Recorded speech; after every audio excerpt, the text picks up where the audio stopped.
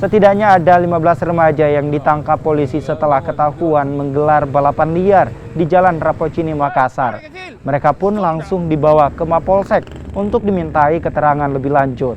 Selain para remaja, polisi juga menyita sejumlah kendaraan yang digunakan untuk menggelar balapan liar.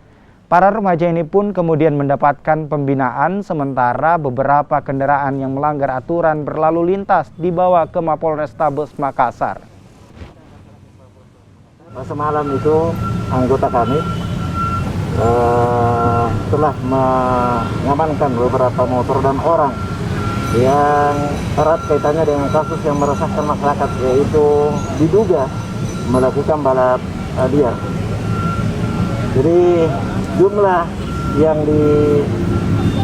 diamankan motor itu ada 12, sedangkan orangnya ada 15 orang. Rata-rata mereka di bawah umur, jadi masih usia produktif semua ya, masih anak-anak.